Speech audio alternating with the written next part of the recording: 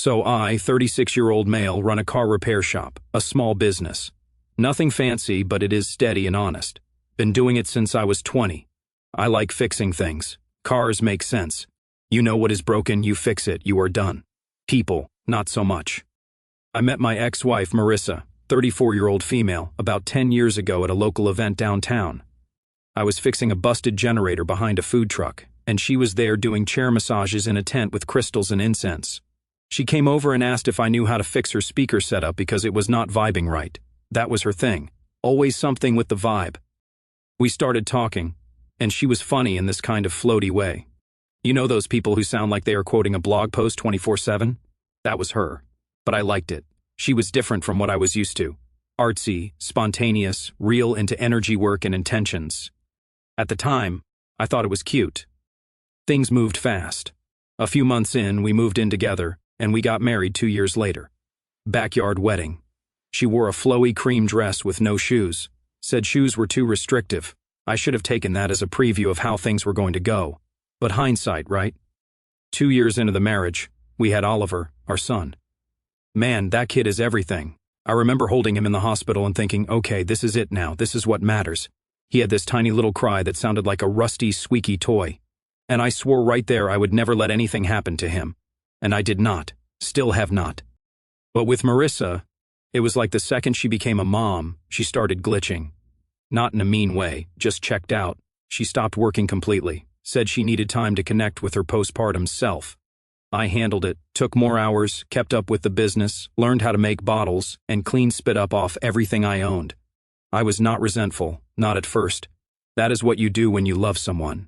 You pick up where they slack, but it did not bounce back.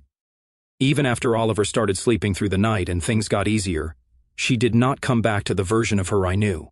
She was always tired, always irritated. Her side of the bed got more and more distant. Her phone started living face down. She said I was being paranoid if I asked who she was texting. And look, I am not the suspicious type. I do not go through phones. I do not track locations. I believe in space. But when someone starts talking about needing distance while also getting mysterious DMs at 2 a.m., your brain starts doing the math. It was not adding up. She started going out more. Said she was meeting Emily, her best friend, going to healing groups or driving out to think near the lake.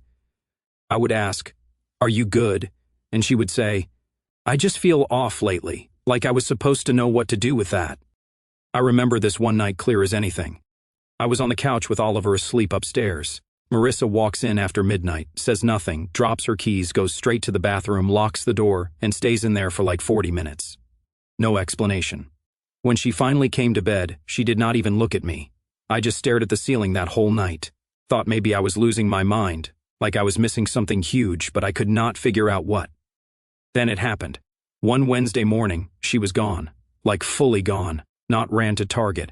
Gone. Vanished. No note, no text. Oliver's cereal bowl was still on the table. Her side of the closet looked ransacked. Wedding ring left on the nightstand like it was a hotel key card. I checked her location, turned off, called her phone, voicemail. I walked through the house 3 times like I had missed something, like maybe she left a note and I just did not see it. But there was nothing, just silence. I stood there for what felt like forever, staring at that empty space in the closet and the dent in her pillow. Should I call her parents? Or is it too soon? Maybe I am overreacting. Maybe she did not actually leave, and I am just jumping to the worst conclusion. I was not even angry yet. I was just stuck. First few days, I told myself it was just a meltdown. Maybe she would come back once she centered herself, or whatever she used to call it. But every hour that passed, it felt less like a break and more like she was making a run for it. I stopped sleeping. Started pacing at night like some guy in a movie waiting for the villain to strike. Except the villain was my wife. And she already did. I went into damage control mode for Oliver. I mean, he is 5. You cannot exactly sit him down and say, "Hey buddy, your mom pieced out because she was bored with our quiet little life, and probably found some guy who wears leather bracelets and owns a boat." Instead, I told him mommy was on a trip, that she would call soon, that maybe she was at a spa with no phones. I said every dumb thing I could think of just to keep him from crying at bedtime. It was time to call her parents. Her mom sounded shook, but also suspiciously avoidant. She was like, "I do not know, Aaron. She has not been herself lately." I asked what that meant and got the verbal equivalent of a shrug. Her dad said she had not reached out, but she has always been independent, right? Because independent people always ghost their kid and husband without warning. Then I called her sister. Same story. She is probably doing some self-reflection. What is this, a retreat or a prison escape? Finally, I hit up Emily. I figured if anyone knew what was up, it would be her. I called and she picked up fast. Real fast. Voice all shaky like she just finished crying or running. "Erin," I said. "Yeah, she is gone." There was this long pause, and I swear I could hear her heartbeat through the phone. Then she said, "I did not know. I thought maybe she just needed space." "Did she tell you anything? Anything at all?" She hesitated. "Not really. We have not been talking much lately." That did not sound right. Emily and Marissa were practically attached at the hip. Brunch dates, yoga retreats, matching aura rings, the works. Now they just stopped talking. I asked if they had a falling out or something, but she brushed it off, said she did not want to get involved. That right there, that is when I knew something was up. Emily was not good at hiding stuff. Her voice cracked, she stammered, she repeated herself. I have worked with enough sketchy customers in the shop to know when someone is lying. And Emily was lying, but I did not push, not yet. I had Oliver curled up on the couch next to me, eating dry Cheerios and watching cartoons like nothing happened. He needed peace, not chaos. So I let it go for the moment. Meanwhile, I filed the report with the cops, told them the last time I saw her, what she was wearing, gray hoodie, leggings, and that ridiculous crystal necklace she swore made her magnetic to clarity, and that she had not contacted anyone. The officer nodded like he had seen this before, probably had. They said, "Most people show up in 48 hours. You would be surprised how often this happens." I said, "Not to me." And that was the truth. I am a routine guy. My life is simple. Wake up, make breakfast, drop off Oliver, fix cars, come home, sleep, repeat. No drama, no games, nothing crazy. But now, my wife is gone, and nobody knows why. By the end of the week, I was in autopilot. Oliver was still asking about her every night. And every night I gave him a new excuse. She is hiking, she is helping her cousin, she is working on a project. I was basically writing a sitcom for 5-year-olds at that point. And still no message, no missed call, not even a cryptic, "I am okay," just total silence. Then one day, about 1 month later, her Instagram pinged back to life. One photo, just one. A palm tree, sunrise in the background, filter turned all the way up, no caption, comments turned off. I stared at it for like 5 minutes straight. Not because I was mad, but because it was just so on brand. She vanishes for 1 month, and her grand return is some artsy photo like she has been soul-searching on a tropical beach. Meanwhile, I have been soul-searching through Oliver's laundry and chicken nugget crumbs. I messaged her, but yeah, she did not reply. At that point, I stopped hoping. Like, something in me just snapped, not angry, not bitter, just tired. I stopped checking my phone every 10 minutes. I stopped pacing at night. I stopped pretending she might walk through the door. I just let it sit like a blown head gasket. You can patch it, sure, but sometimes the whole engine is done. A few days later, Emily texted me, "Hey, are you doing okay?" I replied, "Define okay." She did not answer. I sat on the couch that night just staring at that hoodie she left behind on the coat rack. I should have thrown it out, but I did not. Not because I missed her. I just wanted a reminder of how fast someone can go from "I love you" to "I am gone." And I will tell you something that hit me hard right then. Nobody is coming to save you. When your world falls apart, it is just you and whatever you are standing on. And for me, that was a tired couch, a half-eaten bowl of cereal, and a little boy who still thought his mom was just on a trip. So, I picked myself up, got back into the routine, packed lunches, went to work, paid bills, showed up for Oliver like she never did. Because when you are the last one standing, you do not get to complain. You just keep walking. So it has been 1 year since Marissa disappeared without a single explanation. And just when I had finally stopped looking over my shoulder, this happened. Random Tuesday afternoon. Weather is decent. I just got back from picking up Oliver. We are talking about dinosaurs like always because the kid is convinced he is part raptor. We pull up, and as we are walking up the steps, I see something weird by the front door. A suitcase. Not a package. Not some junk from the neighbor's kid. A whole adult suitcase just sitting there. And next to it, Marissa's standing like she was waiting for Amazon to deliver a hug. Hoodie, sunglasses, hair, and one of those messy buns she used to wear when she was in a creative rut. Same necklace, too. That weird crystal pendant that was supposed to help her feel aligned. She took off her glasses, smiled real soft, and said, "Hey." Just, hey, like she was coming back from Walgreens, not disappearing for 1 year with no contact, leaving her husband and child to fend for themselves, while she recharged in another zip code. Oliver froze. His eyes lit up like he was seeing Santa in real life. Mommy. She crouched down, arms wide. He did not hesitate, ran right into her. I did not move. I just stood there watching the whole scene, arms crossed, heart racing, trying not to react because, yeah, I was angry, furious even. But I was not about to yell in front of Oliver. I did not want his first memory of seeing his mom again to be me losing it. She looked up at me while hugging him and said, "Can we come inside?" I did not say anything, just stepped to the side and let them in. Not because I was welcoming her, but because I did not want to deal with a scene in the front yard. And yeah, Oliver deserved a minute. 1 minute. That is all I was giving her.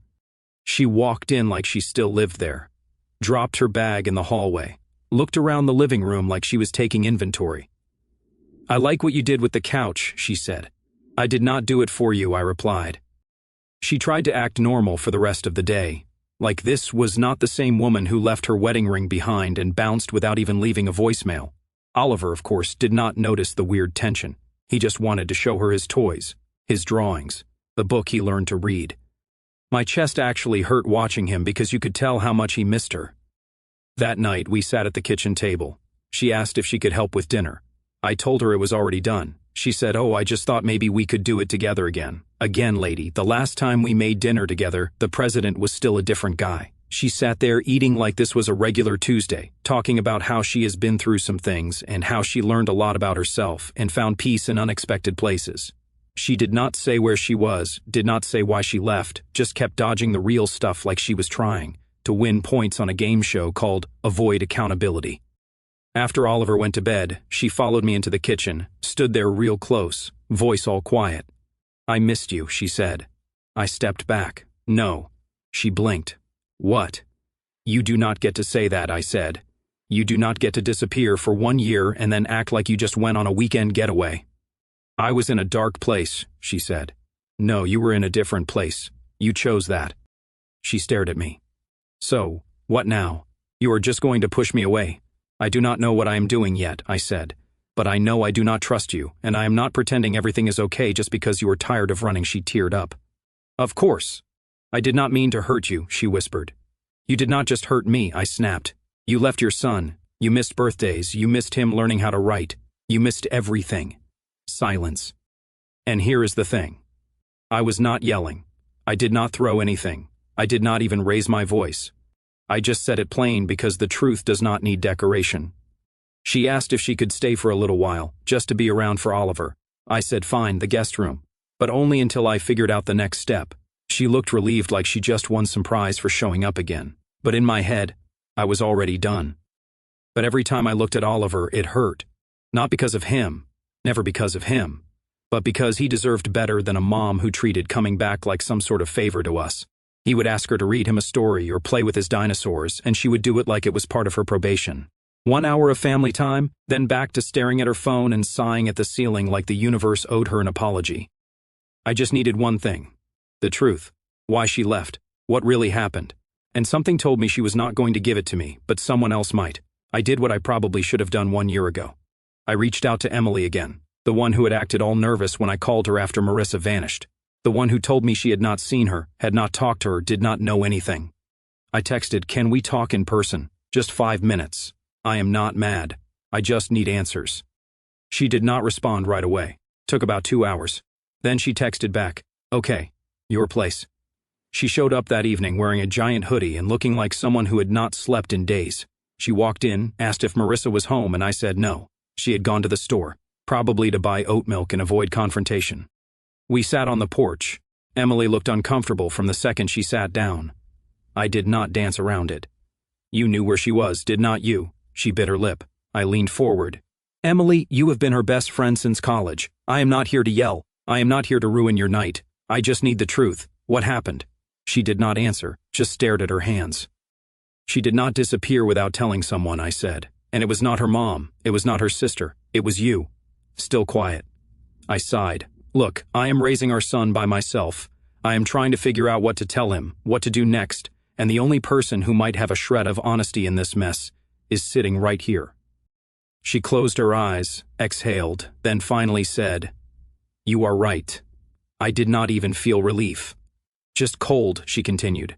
She met someone, a guy from Arizona, rich, older. She met him during that retreat she said she was going to help run. I nodded. The Finding Your Inner Voice weekend? Yeah, Emily said, except her inner voice was texting this dude under the table the whole time. I asked his name. She said it was Brett or Brent or something equally pretentious. He worked in tech, owned some startup, or maybe sold one. Emily was not sure. All she knew was that he had money, a place in Sedona, and was into yoga, crystals, and younger women with zero accountability. They started talking after the retreat. She said it escalated fast. He told her he could help her heal, said he wanted to build a life with her. Did she tell him she had a family? Emily looked like she was going to be sick. She said she was in a loveless marriage, that you did not understand her, that you were dull. Dull. I sat back in my chair, hands clenched, staring at nothing. She went on. They planned it. She did not just leave on a whim. She said she wanted a fresh start, that she could not be herself with you watching her be a mom.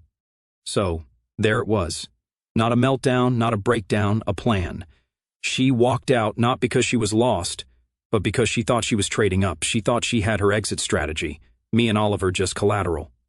She stayed with him for about 6 months. Emily said then he bailed. Told her she was too intense or something.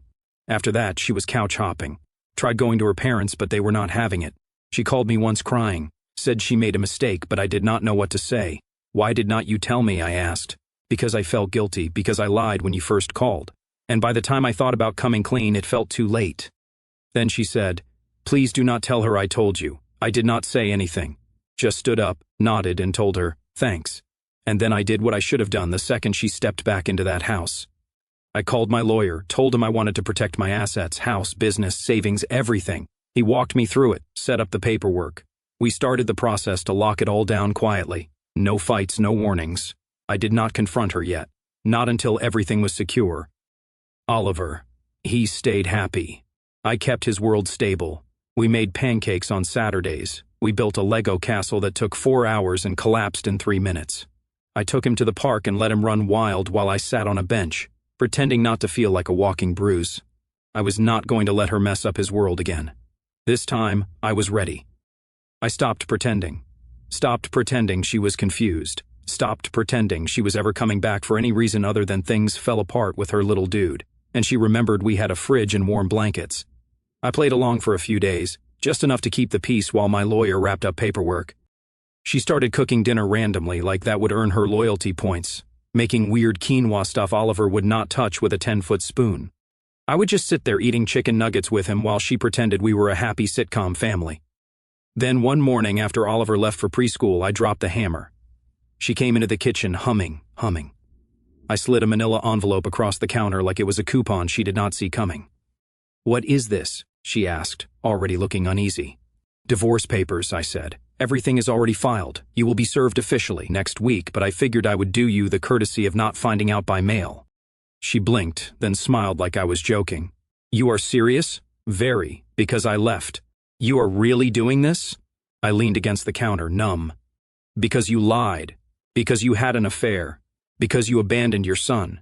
Because you thought this place was your safety net and forgot you burned it." Her jaw tightened. "That is not fair. You do not understand what I was going through." "No, Marissa. I understand exactly what you were going through.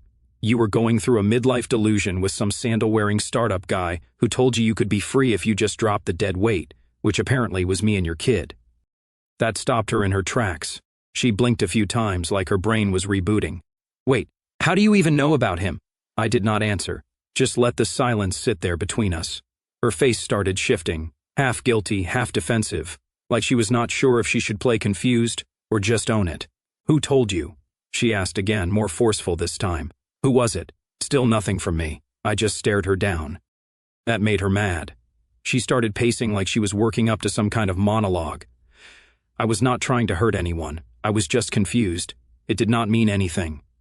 "You ghosted us for 1 year," I cut in. "That is not an accident. That is not a breakdown. That is not even impulsive. That is deliberate. You do not know what it is like to feel invisible." I scoffed. I was elbow deep in diapers and bills while you were doing yoga on a rock in the desert with a guy named Brent who owns a wellness app and thinks healing means ditching your family. I think I got the short end of that stick. She froze. That name, Brent. I saw it hit her like a truck. She knew the jig was up and now she was scrambling.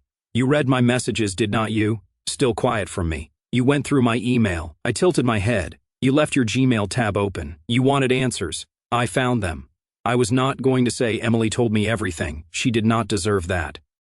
You do not get to throw that in my face like what? I snapped. She looked like she wanted to cry but was not sure which emotion to cry from. Anger, embarrassment, regret, I could not tell. So, you are just done, she said finally. Yeah, I said completely. The second you left and never looked back. That was your answer. I am just saying it out loud now. Her voice cracked. What about Oliver? What about him? You did not think about him when you left. You did not think about him when he was sick or when he cried because you missed bedtime again. You thought about you. That is it. Tears started falling. And look, maybe they were real. Maybe she actually felt bad. But the damage was done. You do not abandon a family, then come back crying because the locks changed. She tried the next play. Classic. You are going to take him away from me? No, I said, you already did that. I just made it official. She yelled. You cannot do this. I said, watch me. Court date came fast. My lawyer was a legend. No drama, no courtroom shouting matches, just receipts. Receipts of missed birthdays, no phone calls, no support, no check-ins, just Oliver's report cards. Photos of us at the park, daycare receipts with one name on all of them, mine. Marissa showed up wearing a soft beige cardigan like she was the face of motherhood. Talked about her building her relationship with her son. Told the judge she was in a much better place now and ready to be a full-time mom again. The judge asked her where she had been. She started talking about emotional clarity. He cut her off. Ma'am, this is not a motivational seminar. This is custody court. Her face went pale. And it was my lawyer's turn. He stood up calm as ever. Your Honor, my client has been the sole parent of record for over 1 year. He has raised his son without support. He has provided stability, care, and continuity. The mother left voluntarily, failed to maintain contact, and has offered no evidence of a structured plan to resume consistent parenting. He slid over a folder. We also have testimony and written confirmation of an extramarital affair she was engaged in prior to leaving, and plans she made to relocate without notifying her husband or child. The judge read through the papers, did not ask a single follow-up. He looked at Marissa. You chose to leave this child's life, and in doing so placed the burden solely on the father. That is not just a lapse in judgment. That is abandonment. Primary custody will remain with the father. She started shaking her head, whispering, no, no, no. Supervised visitation, he added. Twice a month. Review in 6 months based on demonstrated consistency. She slumped in her chair like someone just pulled the rug out from under her, but nobody did. She yanked at herself. When it was over, I took Oliver home. He did not ask what happened, just asked if we could get pizza on the way back. And I swear that greasy little cardboard box never felt more like victory in my entire life. You would think Marissa would at least pretend to try to be there for her son. But no, she missed the 3rd visit. Then the 5th. I stopped counting after that. Guess once the cameras are not rolling, the performance ends. She texted me once something like, still want to fix things when you are ready to talk. I read it, closed it, and deleted her number. Not even worth the typing energy to reply. I was not interested in talking. I was interested in making sure Oliver never had to wonder where the stability in his life came from again.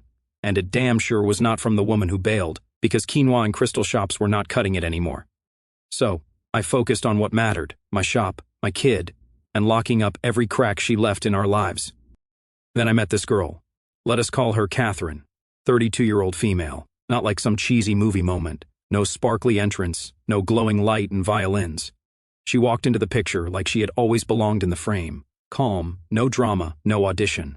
We met at the DM5, and I was not looking for anything but new tags and to not get a ticket. What I found was a woman who did not flinch when things got messy. She snapped at a guy behind the counter because he lost her paperwork. And I said something dumb like, "You want me to fake a seizure for distraction?" She smirked. "Are you any good at it?" "Only on Tuesdays." That was the whole start. 3 weeks later, I saw her again at the grocery store. 3rd time I ran into her. I took the hint. We talked. She was in logistics, trucks, freight, chaos. The kind of job where if you blink, someone's $1 million shipment ends up in Nevada instead of Nebraska. She was sharp, blunt, and did not waste time. So I did not either. I told her about Oliver on the second real conversation. Told her about Marissa on the fourth. She did not flinch. She did not fake pity. She did not say that is crazy like people do when they are uncomfortable. She just said, you have been carrying a lot. Are you done yet? One day I picked up Oliver from preschool, and he goes, can Catherine come over and fix my spaceship? I broke the wings. He did not even ask if she could be my girlfriend or if we were getting married. Just assumed she was part of it. And you know what? He was right. 3 weeks later, Marissa decided to resurface. She sent a message through her mom like we were back in high school. Said she wanted another conversation. Claimed she thought we could co-parent better if we reconnected emotionally, whatever that is supposed to mean. I did not respond. I just mailed her a printed copy of the court ruling with declined written across the top in red Sharpie, underlined.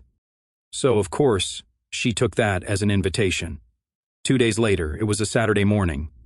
Oliver and I had just gotten back from the park. He was covered in dirt, happy as a clam, telling Catherine all about how he beat his own world record on the monkey bars. Doorbell rings. I was still untying Oliver's shoes when I heard it. Catherine beat me to the door. I heard her voice first. Calm, firm. Can I help you? And then I heard her. Marissa. Oh, you must be the new girlfriend. I peeked around the corner but did not jump in right away. I wanted to see how this played out. Catherine did not flinch. I am. Marissa gave a little scoff-laugh combo. Wow, he sure has a type. Guess you do not mind cleaning up someone else's mess, huh? Catherine raised an eyebrow. You mean the child you left for 1 year? No, he is not a mess. He is incredible. And I did not clean up. I showed up. Boom. Right there. No yelling, no snapping, just facts. Marissa tried stepping forward like she owned the place. Is Aaron home? Catherine stayed planted. He is, but he is not interested in talking. Well, I am here to see my son, and your supervised visitation is tomorrow, Catherine replied, arms crossed. Now, you can take it up with the court if you are struggling with a calendar. At that point, I stepped in. Marissa spotted me and immediately switched gears like she was expecting me to swoop in and play referee. Aaron, can you tell your little friend to move? I do not need her guarding the door. I stood next to Catherine. She is not guarding it. She lives here. That hit her square in the ego. You could see it on her face. The realization that someone else filled the space she abandoned, and not just anyone. Someone who does not need to be allowed to be respected. Marissa looked me up and down. Wow, you moved on fast. I shrugged. You left fast. Her voice went sharp. I am still his mother. No one is arguing that. But when was the last time you even visited him? Do not think for a second you are walking back in here like nothing happened. I have a right to see my child. And you have your times for that. Tomorrow, not when you feel like popping in to stir the pot. She scoffed again. I cannot believe you let some random woman play house with my son. Catherine, cool as ever, smiled. Not playing, just here, something you are not familiar with. That is when Marissa lost the mask, voice louder now. Sarcasm gone. Pure venom. You are not his mom. You never will be. You think he is going to love you just because you read him bedtime stories and play with Legos? I am his mother. I did not raise my voice. Did not even look at her when I spoke. I looked at Catherine. She is not trying to replace you, I said. She does not need to. She is just doing the job you quit. Marissa's face turned bright red. You are really just going to let her talk to me like this? She barked. I am letting her exist in the house I pay for, raising the kid you left. That is more than fair. She opened her mouth again, but I cut her off. This is not your home anymore. It is not your life anymore. You are not owed a seat at this table just because you came back when things fell apart. You do not get to erase me, she snapped. No one erased you, I said. You did that yourself when you walked away from everything without a word. I motioned to the house, to Catherine, to Oliver, laughing in the background. This is not yours anymore, and it never will be again. She stood there frozen like her brain was buffering. Then, without another word, she spun on her heel and left, stomped back to whatever car she drove in, like the driveway owed her an apology. Door closed. Silence. Catherine looked at me deadpan. Well, she seems fun. I laughed harder than I had in weeks that night. Oliver was on the floor drawing again. Another solar system, this time with comets. Catherine sat beside him, labeling planets, while he explained that Mercury was the angry one because it was too close to the sun. He held up one circle. This one is Earth. This one is where mommy goes when she is yelling. Catherine nodded. That sounds fair. Later, after he was asleep, we were on the porch. I handed her tea, sat beside her. Are you okay? She asked. Yeah, I said. More than okay. Are you sure? I nodded. She thought she could just come back and be the center of the story again, but she does not even get a chapter. She smiled, leaned against me. Good, because I am not here to fix anything. I am just here to stay, and that is the difference. Marissa came back thinking I was still waiting for her to finish her mess. Catherine walked in, saw the mess, and made sure Oliver and I never had to sit in it again. She did not need a title, she just earned her place. And this time the door stays shut to anything that does not belong.